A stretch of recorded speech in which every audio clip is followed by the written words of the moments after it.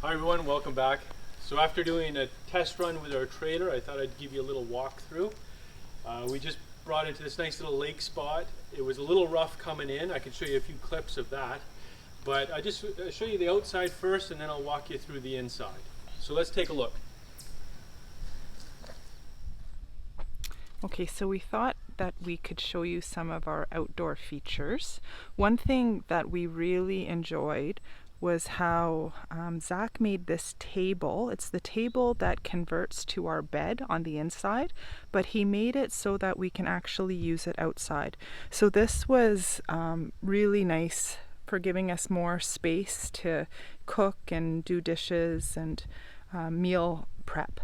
And then on the inside, we felt like it was so much more spacious and more user-friendly not having the table set up during the day, because we were able just to sit, look, and enjoy the view and do some reading. And we really enjoyed that because the view was really fantastic. So another feature that we liked was the ground clearance. It enabled us even to get into the spot. You can see how muddy it was. In fact, on the side of the trailer, you can see how high the mud was. So this is 21 inches up to the top there. And the ruts were easily up to that. We'll show you a few pictures of that. But so that helped. I also installed brakes on this and shocks. Shocks made a big difference because I had this trailer before for my work trailer and it would bounce a lot. Now it's very solid. Underneath, it's all insulated. We insulated all underneath and that worked out pretty good. And then we've got our propane tanks here up front. I've got one of these fold-up jacks, again for lots of clearance. And then the stabilizers, 4 stabilizers in each corner. And this box up here I built. So again, if you want to see any of these, how I did each one of these things, you can just check out the videos and I'll put a link in the description. Okay, now Suze will take you inside. So one last thing before we take you inside is we found that this folding table was really useful. We could put our Coleman stove or our barbecue here and do some cooking outside, but it just made the outside really user-friendly, and so we're really glad that we did that. Another thing that we put out here was just for some extra storage. You know, the dog leash, the harness, like bug spray, different things. This was out of the way, but it provided a lot of storage.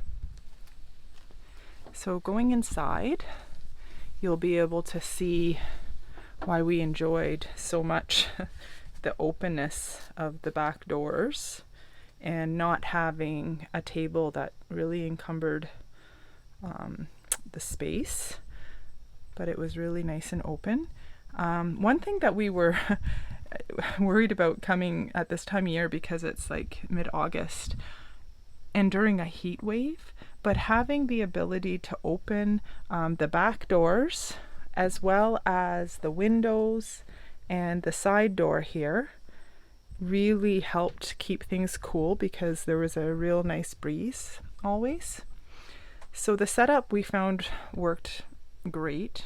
We stored all of our pots and plates up here on this shelf, and more pots and cutlery and things underneath there for cooking.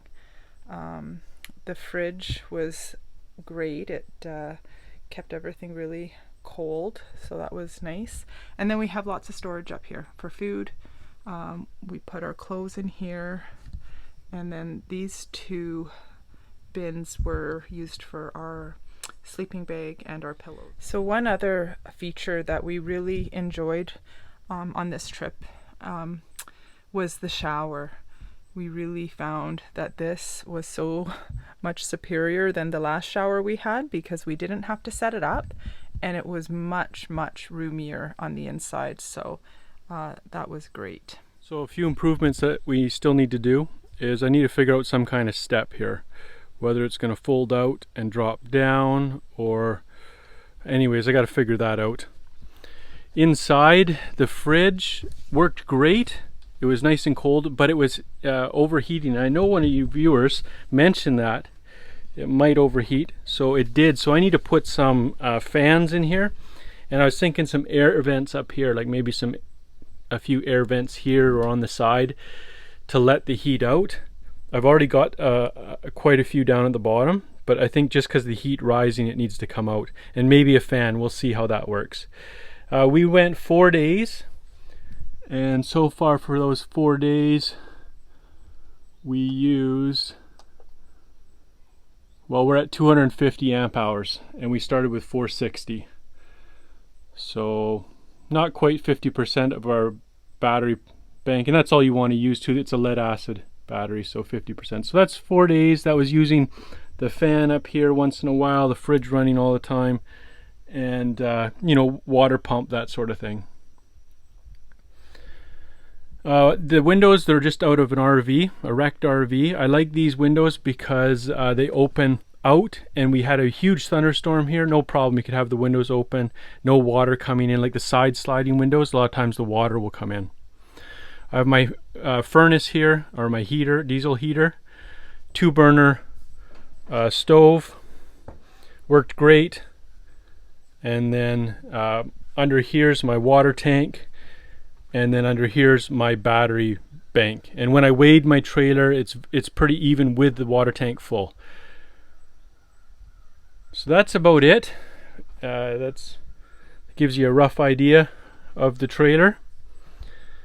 And again, if you want to see any of the actual build videos, I'll link it in the description. So I hope you enjoyed the video, gave you a rough idea, maybe some ideas of what to do for your cargo trailer conversion.